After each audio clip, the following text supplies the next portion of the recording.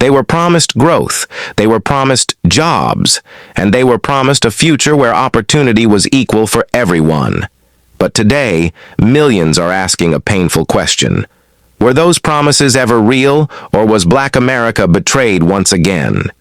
From factories shutting down to communities still struggling for economic survival, the story behind these policies is far more complicated than most headlines ever reveal.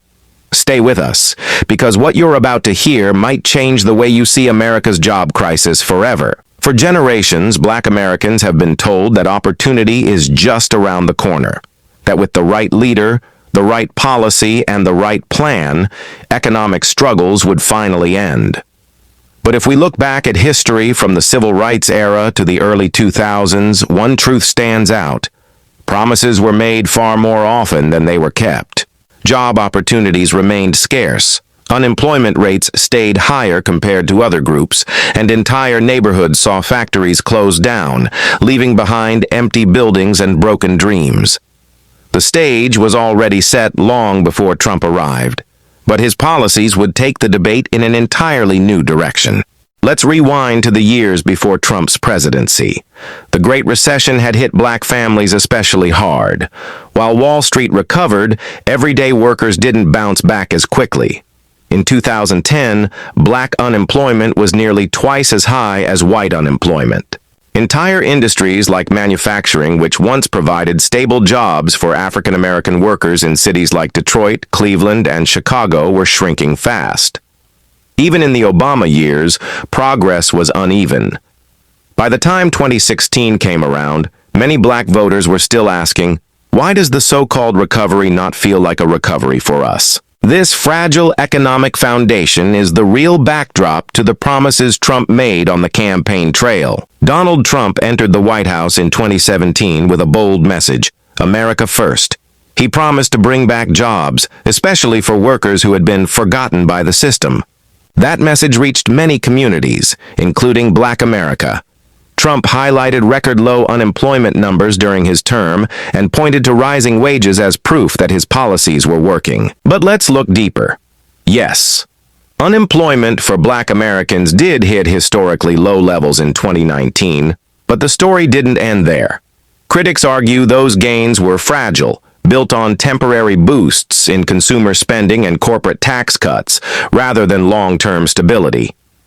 The rollback of worker protections, cuts to social safety nets, and weakened federal programs meant that when crises struck like the pandemic, Black workers were once again the first to lose jobs and the last to recover. So was it true growth, or just growth on paper?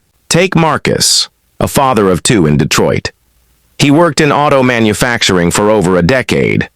When new tariffs shook the industry, his factory downsized. The promise of new jobs never reached his neighborhood. Marcus says, "They told us jobs were coming back, but all I saw were jobs disappearing." Then there's Jasmine, a single mother in Atlanta. She worked in the service sector, restaurants, and retail.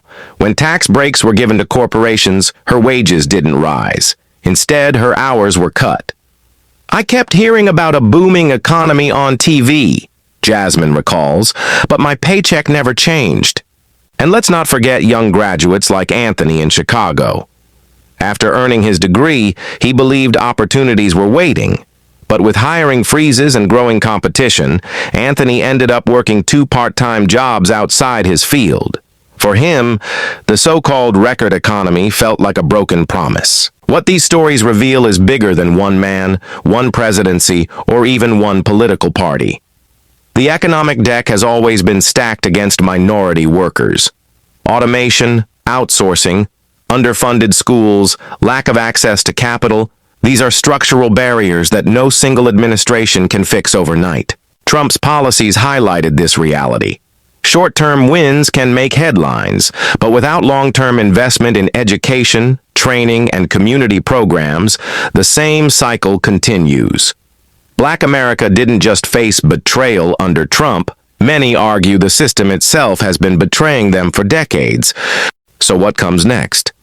With every new election, leaders step forward with promises. More jobs, more investment, more opportunity. But communities have learned to be cautious. They know that real change won't come from slogans, but from policies that actually reach the neighborhoods where jobs are needed most. The question is not just whether Trump betrayed Black America, but whether America itself has consistently failed its Black workforce. Until these deeper issues are addressed, the cycle of promises and disappointment will likely continue. So we return to the question we started with. Were Black Americans betrayed by Trump's policies? Or were they simply caught in a storm of economic forces that have been building for decades? What do you think? Was this a story of broken promises or a symptom of something much larger? Let us know your thoughts in the comments.